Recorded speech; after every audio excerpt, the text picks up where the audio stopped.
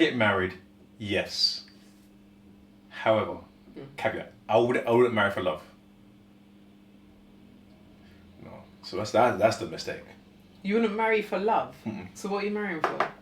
I would marry for practicality before love. That's horrible. Love is an emotion. Emotions change. You fall out of love with people. There's people you loved when you're younger that you don't love anymore. People you absolutely hate now. You just don't like anymore. Emotions change. If you can go into something with a full understanding of what you're doing it for, a full rationalization of why you're doing it, the benefits of it, and so on and so forth, then you're more likely to make it work out and stick because you know what you're coming there for, not just because I felt some way.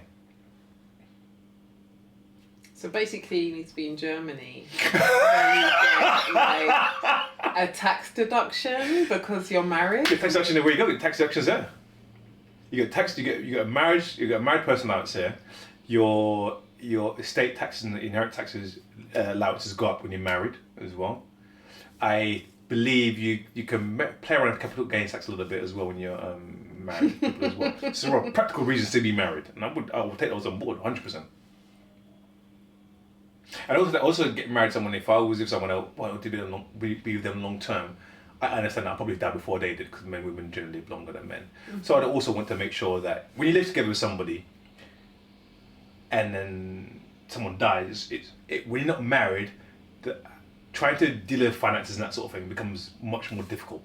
Trying to get access to bank accounts, pensions, and that sort of thing becomes more challenging. If you're married, it's much more straightforward, easier as well. Yeah, so I'll get married for those reasons as well. Yeah. Those are practical reasons I think I'd consider when I'm marrying someone.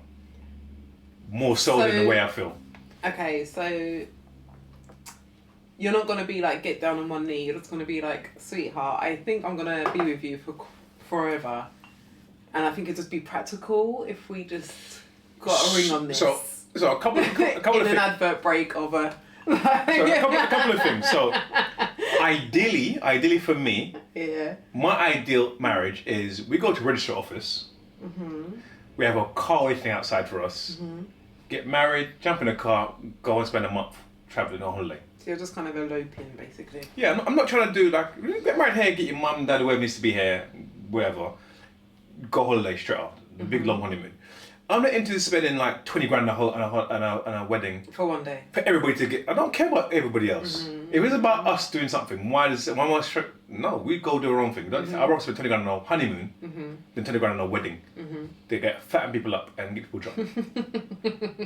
Call me when I call me. I'm not romantic. Whatever it is, I'm like I want to spend 20 grand. Then let's go to Zim. Let's go South Africa, then Mozambique. Let's go on safari and then go chill out in Zanzibar for a couple of weeks and then fly back to the UK. Just do everything like bougie as crap. Rather than spend 20 grand. No, I'm not doing it. Or no, I've got Sikh friends where I've been spending 80,000, 90,000 pounds on a 4-day wedding. Not doing that. Refuse. I'll put on a 2-piece suit. I've got suits in my wardrobe. I'll buy a new tie, some new cufflinks.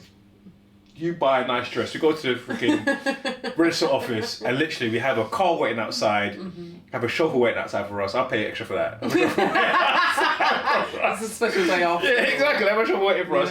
You know, a nice car, like 7 seaters, whatever, limo or something, is waiting for us outside. He's sitting there half an hour, tick, tick, tick, one way and getting paid. He's calm. Register office, take some photos, onto the plane. Month abroad. I agree with that. I just don't agree with your reasoning. If you get married solely based on your feelings, when your feelings change, you're more likely to be divorced. But if you know why you're married, if you get married because not just feelings, you have a rationale for you're married. Your feelings may change, but the rationale stays the same. Yes, that's what I'm saying. The thought process. So your feeling will say you fell out of love. Yeah. A long time ago. Yeah. You're still gonna stay married. Yes. I never got married for love. I got married because for us, this is the practical thing that made sense for us. So you're just going to go to bed every night with someone that you don't want to be with? Well, that's just different. Fall out love and not want to be with is two different things. It's not. And then you might fall, but who said? But it's just the same way you fell out of love, you can fall back into love. It's the emotion. Emotion change goes up and down, right? I got this theory about relationships. Okay. Hit me. In any one relationship, you never have the same feelings. Your feelings are 50-50. Correct. Somebody's always more than somebody. It's more like a seesaw.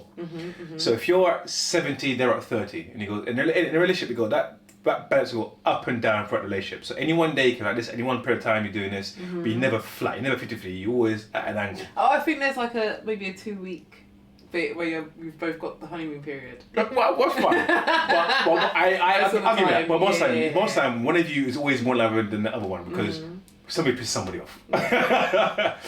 So that's the point. So you cannot base these long-term decisions on a fleeting feeling.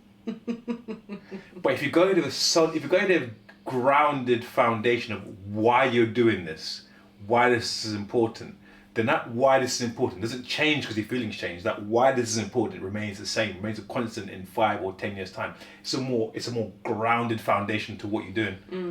You're less likely to make that mistakes. You've thought about it in much more detail. You're most likely to pick the wrong partners. You've thought about it in great detail. Therefore, you're less likely to have divorce and problems in the future because even though your feelings may change slightly, the rationale, the grounding is still the same.